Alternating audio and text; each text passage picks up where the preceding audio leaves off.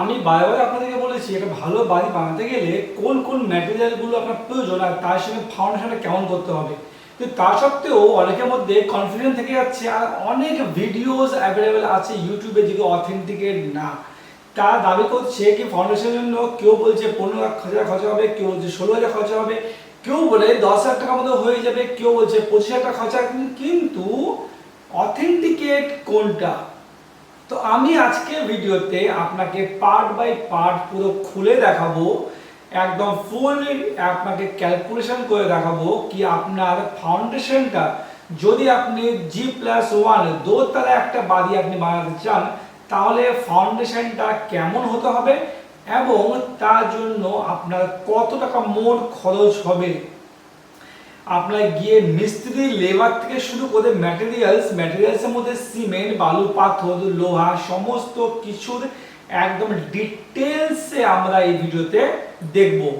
তো ভিডিওটা যদি ভালো লাগে অবশ্যই লাইক করবেন, আর আপনার যদি কনফিউশনটা সত্যি দূর করতে পারে এই ভিডিওটা তাহলে অবশ্যই কমেন্ট বক্সে জানাবেন যে হ্যাঁ আপনার ভিডিওটা ভালো লেগেছে।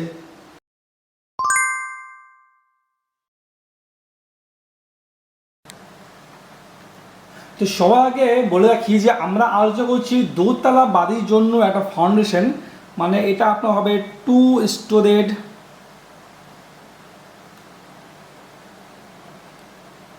House foundation. আপনি যদি এখনকার দিনে বাড়ি বানান তাহলে অবশ্যই দোতলা ফাউন্ডেশনটা বানাবেন, কারণ একতলা বাড়ি আজকাল কেউ বানায় না।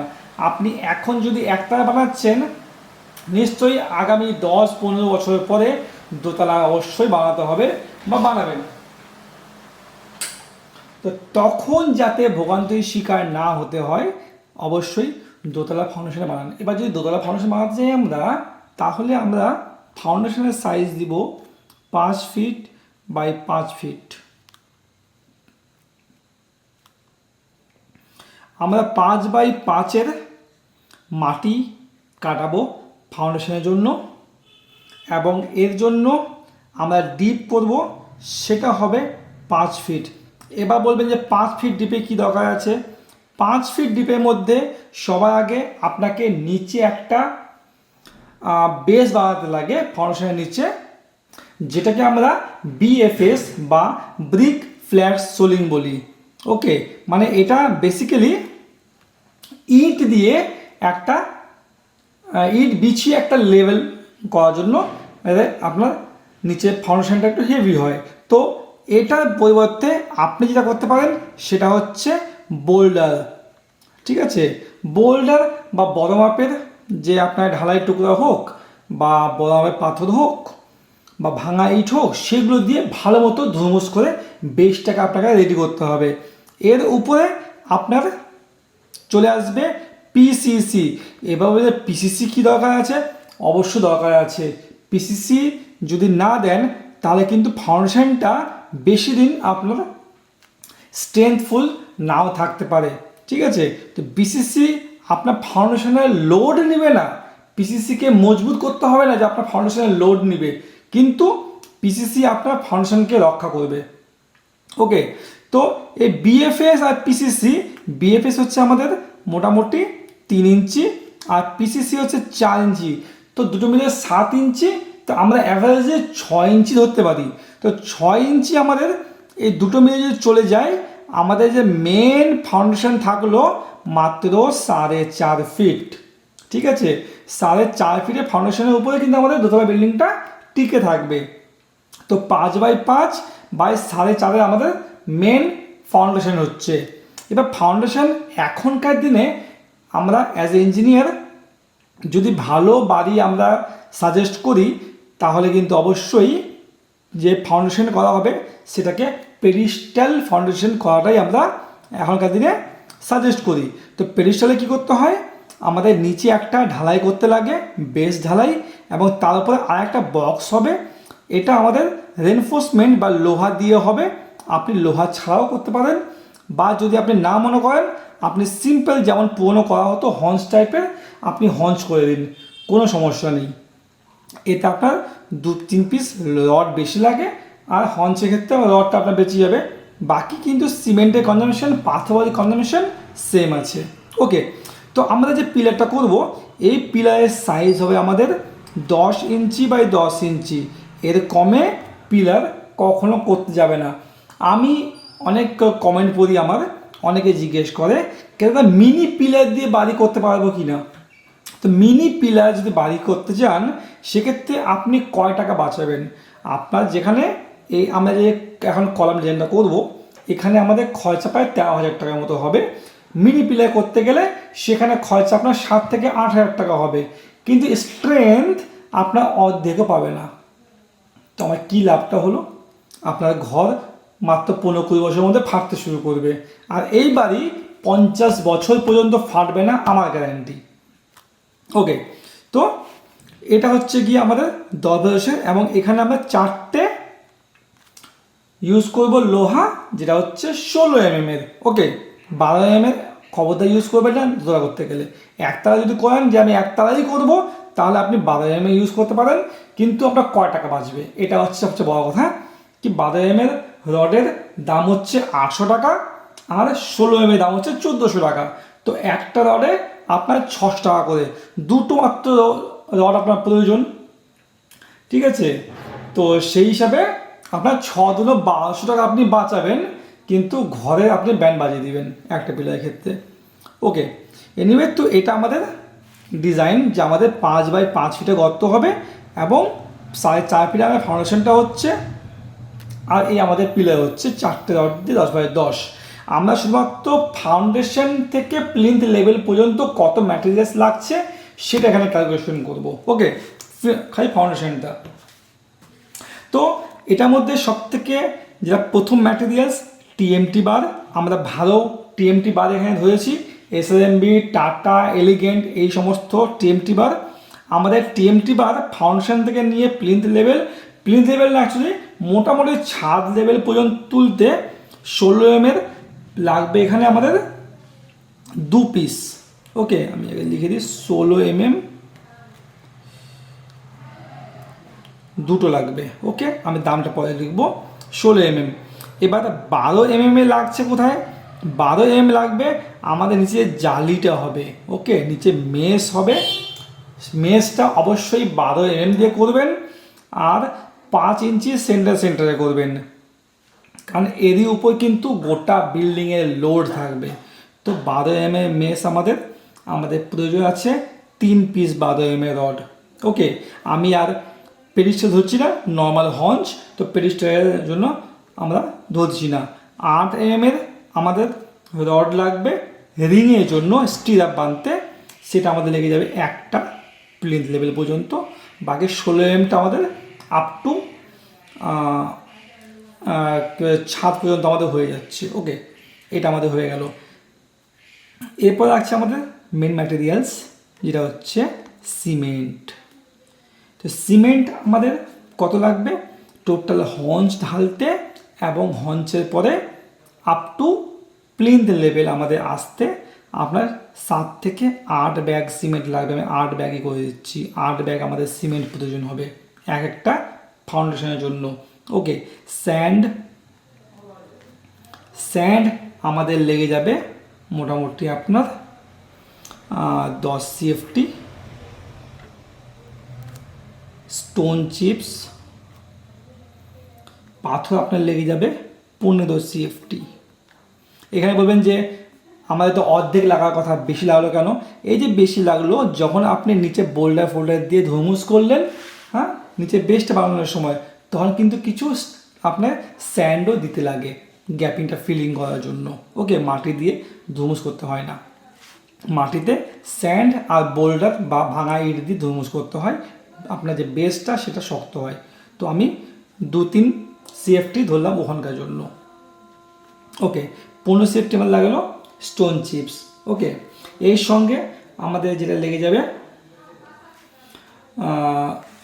এক্সট্রা ম্যাটেরিয়ালস বলতে আমাদের বাইন্ডিং ওয়্যার দরকার আছে, ওয়্যার, ঠিক আছে, আমাদের বাইন্ডিং ওয়্যার লেগে যাবে। তো আমাদের টিএমটির দাম এখন বর্তমানে 16 mm এর একটা অ্যাভারেজ প্রাইস 1400 টাকা পিস।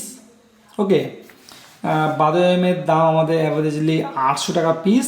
এগুলো আপনি মার্কেট থেকে ট্যালি করে নেবেন। এরই 19-20, একটু 19-20 আপনার রেটটা হবে। ওকে, 8 এর দাম মোটামুটি 350 টাকা পার পিস। সিমেন্ট আমাদের আল্ট্রাটেক, আম্বুজা এই ধরনের সিমেন্ট যদি হয় 400 টাকা পার ব্যাগ অ্যাভারেজলি। ওকে, স্যান্ড মোটামুটি 50 টাকা সিএফটি, স্টোন চিজ মোটামুটি 60 রুপিস সিএফটি, আর বাইন্ডিং ওয়ার আমাদের ধরে নিলাম যে 100 টাকা লাগবে।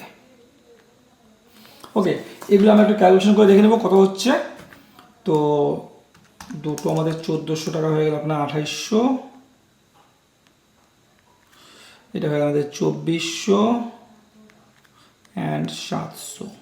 ওকে, অ্যান্ড সিমেন্ট হয়ে গেল আমাদের 3200 টাকার সিমেন্ট, 10 সিএফটি হয়ে গেল আমাদের 500 টাকার বালু, অ্যান্ড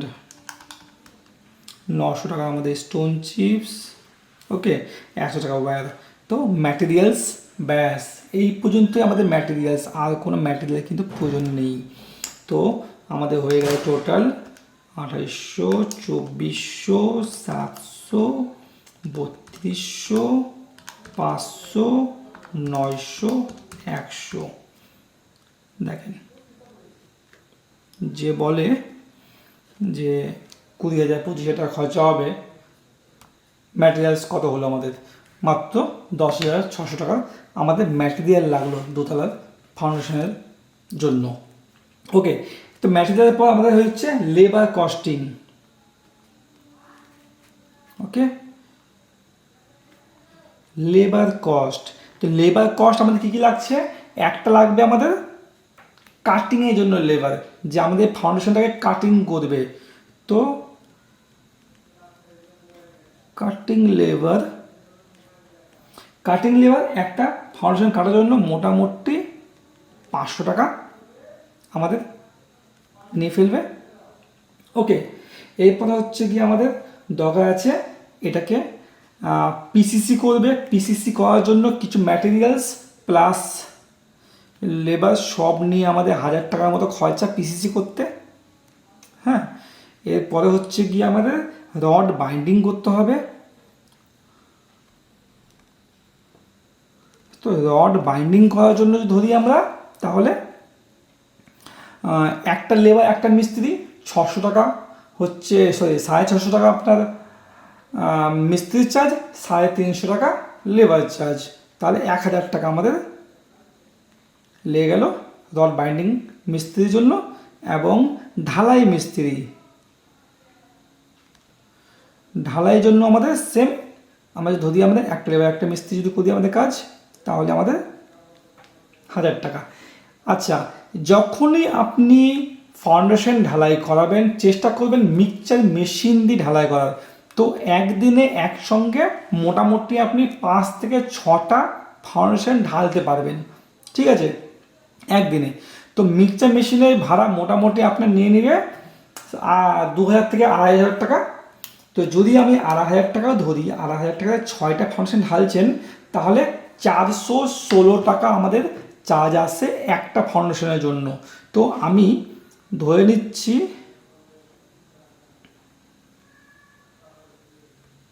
মিক্সচার মেশিনের জন্য আমাদের খরচা 450 টাকা, আমি ধরে একটু বেশি ধরলাম।